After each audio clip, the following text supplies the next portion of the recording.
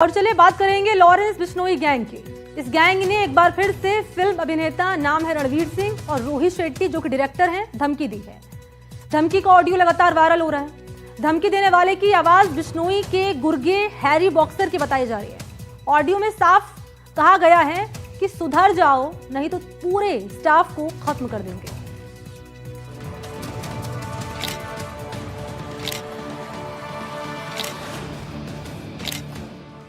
रणवीर सिंह रोहित शेट्टी को फिर धमकी।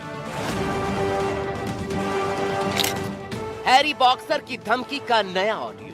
दोनों रोहित शेट्टी और तू और पूरे बॉलीवुड को ही बोल रहा हूँ, या तो टाइम रहते लाइन पे आ जाना, जिसको भी हम फोन करें। सुधर जाओ वरना खत्म कर देंगे। और रणवीर सिंह, तुझे बहुत ज्यादा शौक है सलाह देने का कि जाओ सर आप एप्लीकेशन दे दो, रिपोर्ट कर दो थाने में, ठीक। और तूने भी कर दी, कोई चक्कर नहीं है। अब सुन मेरी बात, तुम्हारे नीचे जो भी काम करता है ना, मैनेजर जितने भी लोग काम करते हैं तुम्हारे, इन सबकी डिटेल है हमारे पास। इनके घर की, कब ऑफिस जाते हैं, कब आते हैं, परिवार कहाँ रहता है, सबकी डिटेल है हमारे पास। तुम्हारे को कुछ नहीं बोलेंगे, इनकी ऐसी तैसी करना चालू करेंगे जो तुम्हारे नीचे काम कर रहे हैं। दहशत में लिपटा एक ऑडियो जिसने मुंबई का कोना कोना दहशत से भर दिया। तुम्हारे को कुछ नहीं बोलेंगे, इनकी ऐसी तैसी करना चालू करेंगे जो तुम्हारे नीचे काम कर रहे हैं। ये धमकी भरा ऑडियो हैरी बॉक्सर का बताया जा रहा है। वही हैरी बॉक्सर जो लॉरेंस गैंग का गुर्गा। एक्टर रणवीर सिंह और फिल्म मेकर रोहित शेट्टी को इस ऑडियो में धमकी दी गई है कि अगर उसकी मांगे नहीं मानी गई तो पूरे स्टाफ को ही मार दिया जाएगा। नहीं तो भाई, बात पे मुकरने की सजा क्या होती है वो हम तुझे बताएंगे, ठीक। आराम से बैठ के सुनना, तुम दोनों रोहित शेट्टी और तू और पूरे बॉलीवुड को ही बोल रहा हूँ, या तो टाइम रहते लाइन पे आ जाना, जिसको भी हम फोन करें।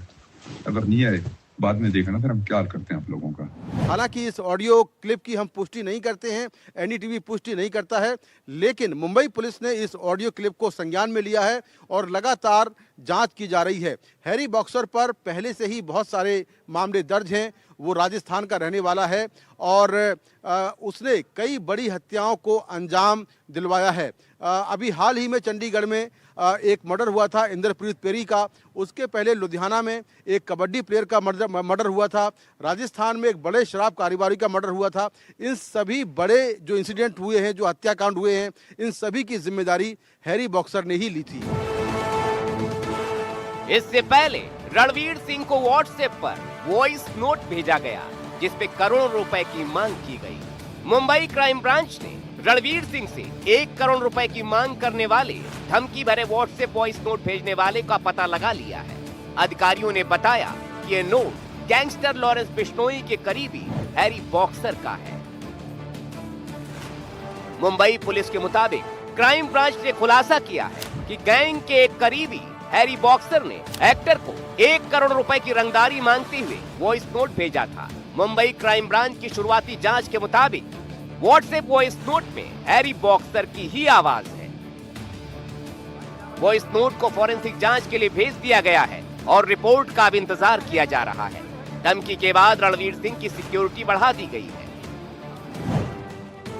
इससे पहले रोहित शेट्टी के घर फायरिंग हुई थी। सलमान के करीबी को धमकी दी गई थी और अब रणवीर सिंह और रोहित शेट्टी के पूरे स्टाफ को खत्म करने का धमकी भरा वॉइस नोट सामने आया है। लेकिन सवाल ये है कि लॉरेंस गैंग इतना बेखौफ कैसे हो गया।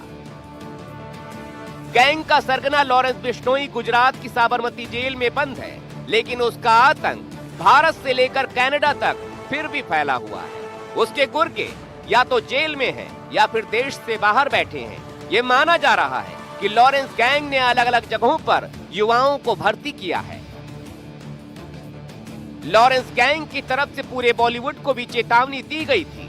लिखा था, ये छोटा सा ट्रेलर है, हमारी बात नहीं समझी तो घर के बाहर नहीं, बेडरूम के अंदर गोली चलेगी, वो भी छाती पर।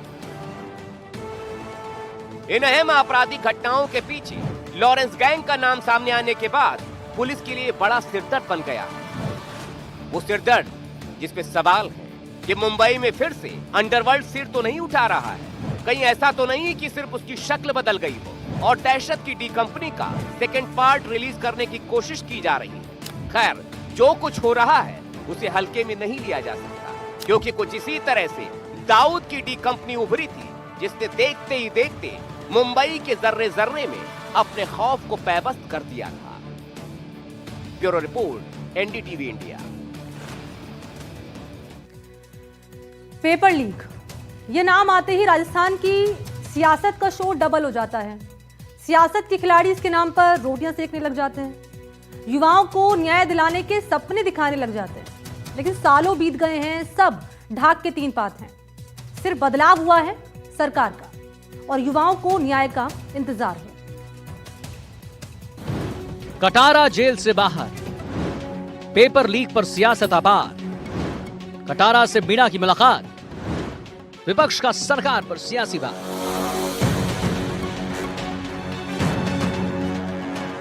प्रदेश में पेपर लीक मामले को लेकर सियासत लगातार गर्माती जा रही है।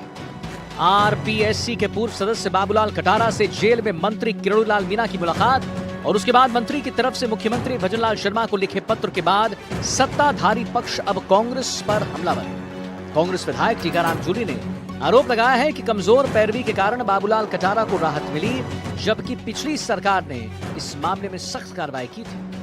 अब एक तरफ आपने युवाओं से वादा किया हुआ है कि हम जो है निष्पक्ष रूप से कार्रवाई करेंगे, आरपीएससी को भी मजबूत करने का काम करेंगे। इन लोगों ने तो भंग करने की भी बात कही थी इनके नेताओं ने।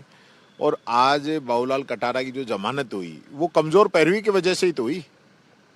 तो ये सिर्फ बातें करने के लिए है क्या? ये मजबूती से करते ही। और अगर आगे भी कोई कार्रवाई करना चाहते हैं तो मैं समझता हूँ इनको मजबूती से कार्रवाई करनी चाहिए। कोई भी दोषी है वो बख्शा नहीं जाना चाहिए। जूली के आरोपों पर सरकार ने पलटवार किया है। संसदीय कार्य मंत्री जोगाराम पटेल ने बाबूलाल कटारा के बयान के आधार पर कांग्रेस पर निशाना साधते हुए कहा कि कांग्रेस के बड़े नेताओं को इसका जवाब देना ही चाहिए। बाबूलाल जी कटारा द्वारा अपना दिया गया वक्तव्य है, कथन किया गया है और उन्होंने जो स्वीकारोक्ति की है उस पर मेरा नम्रता से निवेदन है कि कांग्रेस के बड़े बड़े पंडित इसका जवाब दे।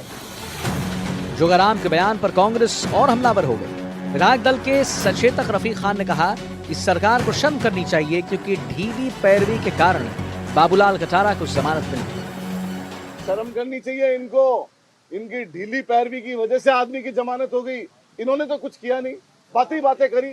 कार्रवाई हमने करी, पकड़ा हमने, केस हमने बनाए। इन्होंने क्या किया? इन्होंने तो सिर्फ बातें ही बातें। तो बातों से नहीं होगा, काम करना पड़ेगा, परफॉर्मेंस करनी पड़ेगी। आपकी ढीली पैरवी की वजह से उनकी जमानत। वहीं गृह राज्य मंत्री जवाहर सिंह बेढम ने पेपर लीक की घटनाओं को दुर्भाग्यपूर्ण बताया और कहा कि पेपर लीक करने वालों ने युवाओं के अधिकारों पर कुठाराघात किया। पेपर लीक करने वाले लोगों ने निश्चित रूप से युवाओं के अधिकारों पर कुठाराघात किया था, उनके अधिकारों पर अतिक्रमण किया था। अब हमारी सरकार पारदर्शिता से परीक्षाएं आयोजित करा करके युवाओं के सपनों को साकार करने का काम कर रही है। मैं निश्चित रूप से कह सकता हूं, माननीय मुख्यमंत्री जी के नेतृत्व में युवाओं के सपनों को साकार करते हुए निष्पक्षता से, बिना किसी भेदभाव के, बिना किसी लीकेज के पेपर आयोजित कराए जा रहे हैं और हमारी सरकार इसके लिए कृत संकल्प है। वहीं पेपर लीक के खिलाफ पिछले सरकार के समय युवाओं की आवाज बनने वाले मंत्री किरोड़ीलाल मीणा ने विपक्ष पर पलटवार किया। मीणा ने कहा कि मामले में अभी भी कई बड़ी मछलियां बाहर हैं। पेपर लीक नहीं, ओएमआर सीट में हेराफेरी है। जो आरएस परीक्षा 2018-2021 में की गई, उसमें मैं जो गिरफ्तार थे बाबूलाल कटारा, उनको मिला था। उन्होंने अपनी आप बीती तो बताई, लेकिन उन्होंने कहा मैं ही नहीं, इसमें बहुत है। तो वो नाम जो है किस किस ढंग से गड़बड़ हुई उसकी जानकारी मैंने माननीय मुख्यमंत्री जी को दे दी है और कहा है कि आरएस परीक्षा 2018 और 2021 की भी जांच एसओजी या कोई मजबूत एजेंसी से करवाई जाए। मैंने 3 नाम बताए, उनको पकड़ेंगे, जिसमें शिव सिंह राठौड़ है, दीपक उप्रेती है और एक चेयरमैन श्रोत्रिय है। इनको पकड़ेंगे तो बड़े लोग भी जुड़ेंगे। कुल मिलाकर देखा जाए तो जिस पेपर लीक पर सत्ता बदल गई, जिस पेपर लीक के बूते 2 चुनाव हो गए, लाखों युवाओं का भविष्य अंधकार के काले साए में चला गया। उसी पेपर लीक के मुख्य आरोपियों का जेल से बाहर आना बड़े सवाल खड़े करता है। कभी कभी तो लगता है मानो सत्ता पक्ष हो या विपक्ष, दोनों के लिए युवा सिर्फ चुनावी मुद्दा है। अगर ऐसा नहीं होता तो अब तक पेपर लीक करने वाले सलाखों के पीछे होते और सजा काट रहे होते। Bureau report, NDTV, Rajasthan.